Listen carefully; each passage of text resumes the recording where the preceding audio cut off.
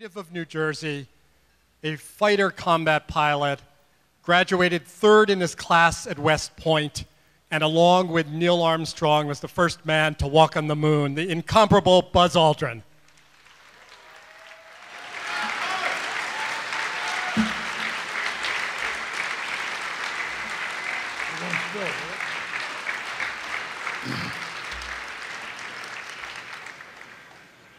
Thank you ever so much. It's always a joy to come back to New Jersey, even if it's only for a very short visit.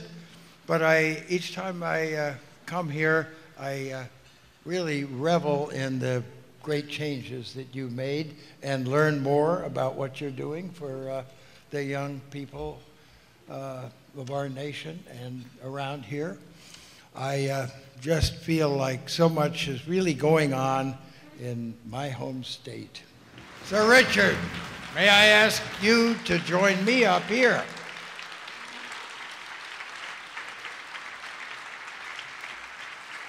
About a year and a half ago at Spaceport America, I had the honor to present a street sign to Sir Richard.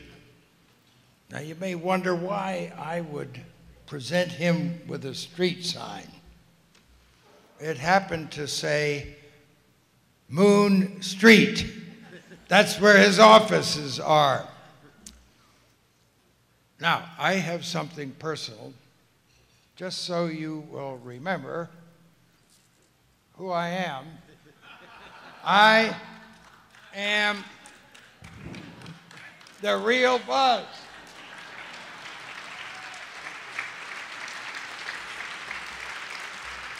And now, on behalf of the Liberty Science Center, it's my great honor to present you with a box. Thank you.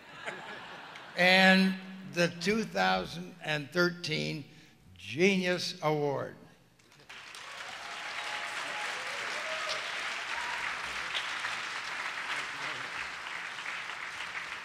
Thank you. Well, what an honor to receive an award from Buzz Aldrin.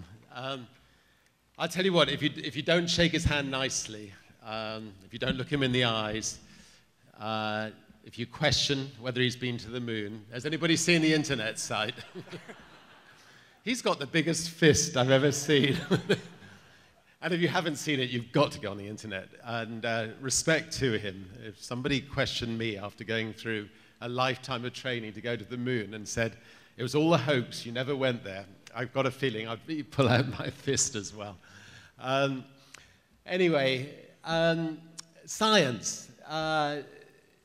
Science can save the world. I left school at 15, and I think if you're going to become an entrepreneur, you don't need to go to college. In fact, you just need to get out into the real world and create things.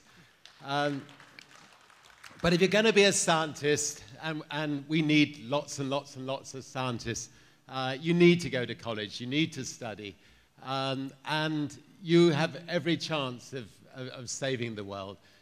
Incredibly honored to sit next to, I'm not sure if he is Dr. Watson, I keep on thinking of the other Dr. Watson, but I'm sure he must be many, many times a doctor. But what an incredible honor to sit next to him and think of how he's literally transformed the world. Think of all those people who would have been in prison, who are no longer in prison because of DNA.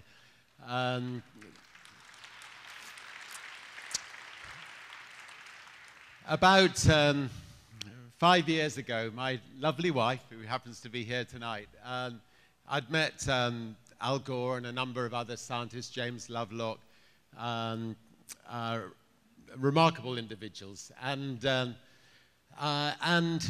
we debated a lot about global warming, and it seemed to me that the overwhelming evidence was that the world has a problem and that we're creating a problem for the world. And I said to her one night, we've got to do something about it. And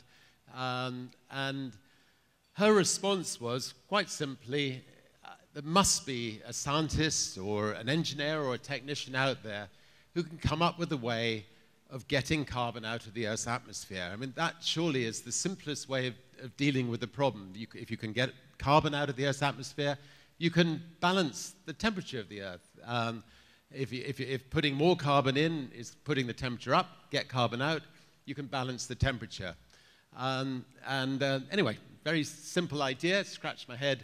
The next morning, rang up a few scientists and said, why don't we launch a $25 million prize and see if we can't find a scientist or an engineer to get carbon out of the Earth's atmosphere. Anyway, that prize is still out there.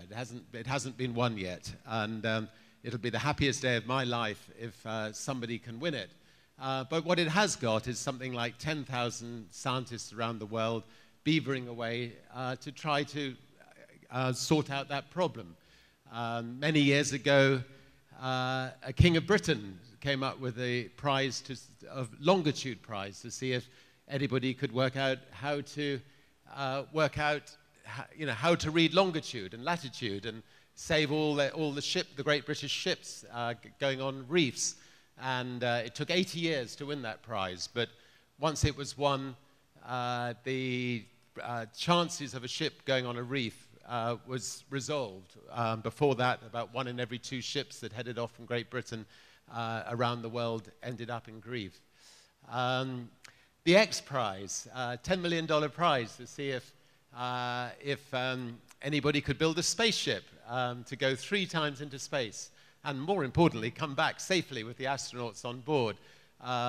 We were involved in the winning of it, and now we're building a spaceship company on the back of that prize. So prizes are very effective ways of spurring on innovation.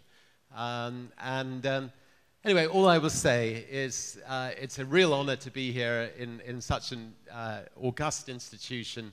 It's great to have somebody leading this institution who also can deliver beautiful ladies who, my wife says, you've got to turn around, don't just look at the screen, see what's behind you.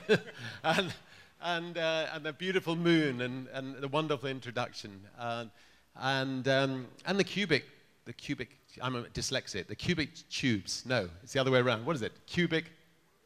The Rubik cube. See, I always get it the wrong way around. Anyway, Rubik cubes. Anyway, that was brilliant. So anyway, just want to say thanks very much. Oh, and to Gary Kasparov, fantastic that you're standing up for democracy in your country. I mean, it'll come one day.